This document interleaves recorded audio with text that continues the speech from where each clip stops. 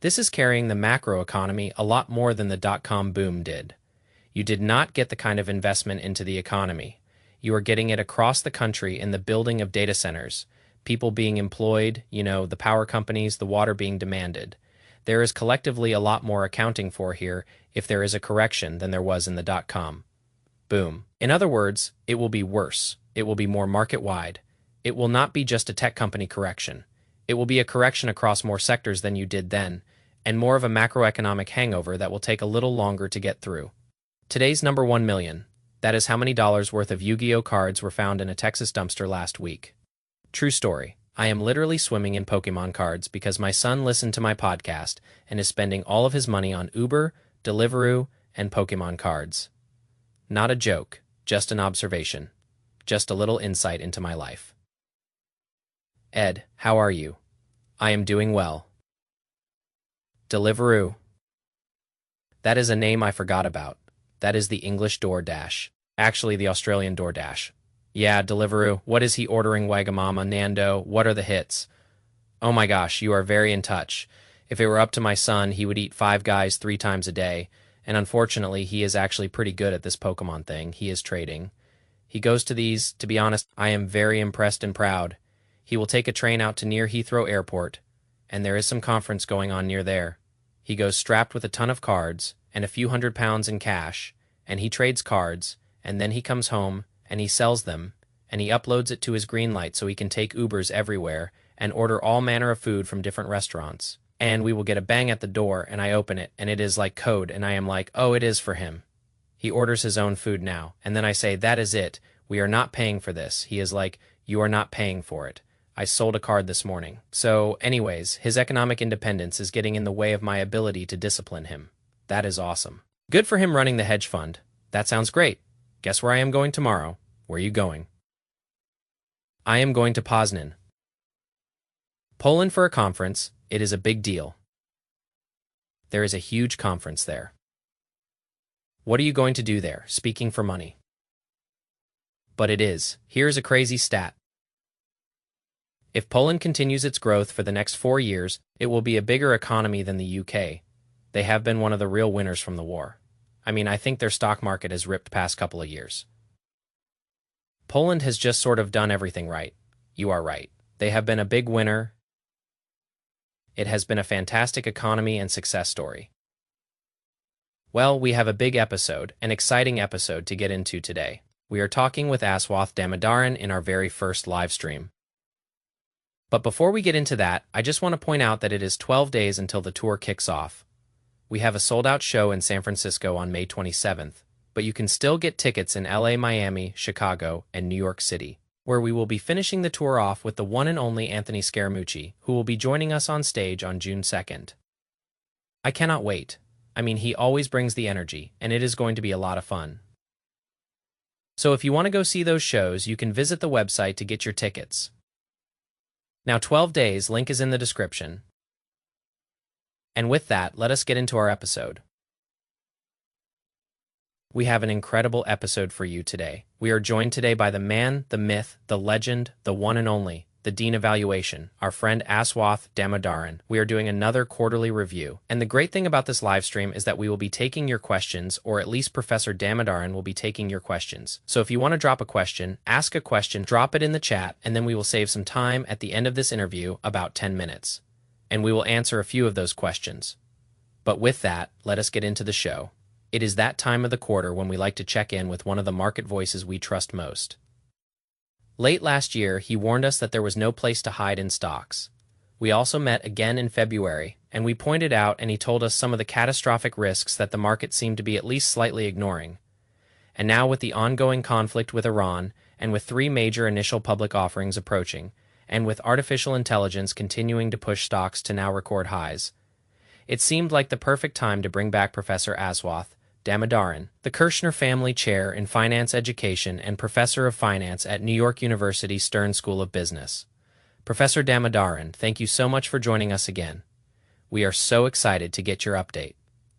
Let us just start very broad here. I look at the SP today. When we last spoke, on a multiple basis, on a forward PE basis, it is lower than when we last spoke. However, it is also up almost 8% year to date, which is quite striking, really. When you just look back at the first quarter that we have seen here, what has struck you about the markets that we are seeing in 2026? The resilience. I think that if nothing else, markets seem to be showing that they can withstand shocks that they would not have been able to withstand a decade or 2 decades ago. One of the things about markets is the first time you disagree with markets, you can say markets are wrong, I am right, and be okay with it. The second time around, you keep saying it. But the third or the fourth time, you have got to stop and ask, what is it that has changed that I am missing in markets? And I have been thinking a lot about that because starting in March, when we entered this new crisis with the conflict in Iran, I actually started estimating what is called an equity risk premium, the price of risk in the market, like a temperature gauge for the market. And what astonished me in March at the height of the market, even the markets going down that month, was how measured markets were in response to the crisis. So I think the key word here is markets seem to take whatever is thrown at them and come out on the other side intact. And on one side, people might say, well, this is because markets do not see what is coming, and on the other, you have got to stop and ask. Maybe there is something that has changed that is allowing markets to do this. When you look at the conflict in Iran, just when I look at it, my sense is this is not coming to an end anytime soon, or at least they keep on saying it will. It is going to be next week. It is going to be the week after that. We are going to get a deal. We are not going to get a deal, and so on. It keeps on going on. And continually gas prices are rising up 30% since we launched this thing. And it seems that I do not see how this is really going to change. And I guess I am sort of waiting for that moment where it does have an impact, where it does impact consumer spending, where it does end up impacting stocks. But I guess that moment just is not arriving. Do you think that moment will arrive, or are the markets pricing in that it will not? I think at the moment, if all that happens is gas prices stay at 4.50 or 5, the market, I think, is okay with that. I think the catastrophic risk here is not that oil and gas prices stay higher than they were before the conflict, is whether they will go even further up because there is that chance of that happening. I think if, in many ways what the market seems to be building in is the economy can survive with gas prices being 4.50 or 5, depending on what part of the country you are in, and that it might not be as robust as you thought it was 3 months ago, but it is okay. But I think the worry still remains that this crisis, while it is in a slow boil at any point in time, could become a fast boil, at which point you could say, what happens comes to earnings now. And I think that is the part of the story that I find most interesting. The earnings forecast at the start of March. Before the conflict started for the S&P 500, I have been tracking them on a weekly basis. You know what? Those earnings forecasts now are higher for next year and the year after. They are lower by a little bit for this year, but in some strange way, it is almost like analysts are projecting that earnings will get moved to next year and the year after because of this crisis, and that they will actually go up as a result of the crisis.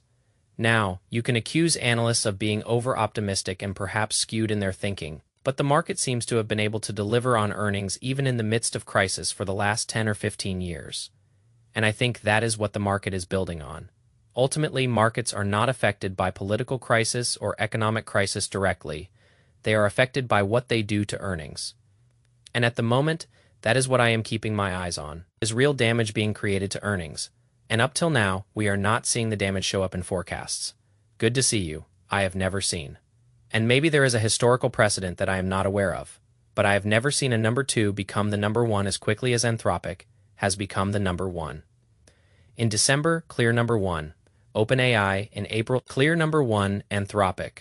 And in the private market, Anthropic is now being valued at $1 trillion. Would you buy at that price, and what are your thoughts on the respective valuations of OpenAI and Anthropic? I am impressed by what Anthropic has done.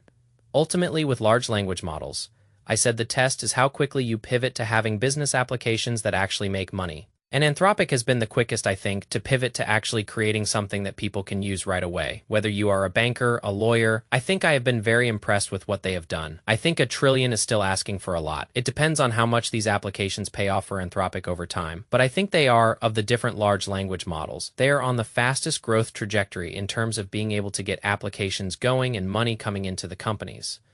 These companies are still money-burning machines. I think the question is, when will that cash burn start to decrease? And Anthropic seems to have the best trajectory to start to bring the cash burn down, if not make it positive. So you recently published a piece putting SpaceX's intrinsic value at $1.2 trillion. So SpaceX, I think it is about $16 billion in revenues, growing $8 billion in EBITDA, growing, I think, 24% a year. And then I look at Anthropic, and I understand it probably does not have the same moats as a SpaceX. But I look at Anthropic, which has jumped to 30, and I think it is headed towards $40 billion in annualized recurring revenue. And it looks as if it might 10 times again. It has been 10 timesing every year. Why would SpaceX be worth $1.2 trillion in your mind, and Anthropic be only worth $1 trillion? How do you discern how you value each of those sectors? I think it goes back to what you said first, which is it is all about moats. I mean, these companies are all about future growth, future revenues, future margins, and SpaceX has, at least on 2 of its 3 business lines, clear moats. I am not as impressed with the artificial intelligence part of SpaceX as some people are. For some people, that is the excitement factor because you can throw the trillions of dollars around much more easily. But if you look at the space launch business and the satellite internet business, SpaceX has much stronger moats than any of the other tech companies, because I cannot think of very many companies that can compete with them head-to-head in those spaces. So if you believe there is going to be growth in those spaces, I think SpaceX is going to have a dominant market share of those spaces, and that is what gives them the pathway to the $1.2 trillion. But the $1.2 trillion requires a lot of things to go right. I mean, I think if those things go right, then the $1.2 trillion plays out. I think Anthropic has higher revenue growth near term than SpaceX does. I mean, I think that is almost a given. The question is how the margins in this model-based business will play out over time. And I am just, I think that Anthropic might be in the best shape of all of the large language model companies. But I think it is going to have to find a way to generate profit margins that are high at a steady state. I mean, right now they have the advantage, but will that advantage sustain itself is the question. Taking the aperture back, I heard a very interesting comment that we might see if artificial intelligence becomes the atmosphere where almost any company in the technology or information sector, which have traditionally traded at the highest multiples, has an existential risk of obsolescence at the hands of artificial intelligence. Is it possible that we might see just a reduction in terminal value? In other words, is there just greater risk to all future cash flows amongst the companies that have traditionally traded at the highest multiples? I think it puts every corporate life cycle at risk of shrinking. I mean, to me, terminal value is about capturing what happens. When you get to the end of your forecasting period, in the 20th century, companies stopped in year 5 or 10 and said forever, and then used that perpetual growth model. And I have always been a little cautious about that with tech companies, and I think what artificial intelligence does is it takes every tech company and makes that forever into an even more difficult assumption to sustain, which effectively reduces terminal value because it means that instead of using forever, you are using an extra 5 years or an extra 10 years after you get to the end of your forecasting period. I think how it plays out in valuation will depend on what the market was already building in before artificial intelligence came along. We kind of try to reverse engineer it, but I think that with artificial intelligence, those assumptions about how long companies will last will have to be addressed much more directly. And I think that is what you are seeing play out in the software space, where the existential threat is on the horizon. You have to start building into the pricing, just going back to the general market at large and the performance we have seen. And you have pointed out correctly that the earnings growth that we are seeing is just phenomenal. And so,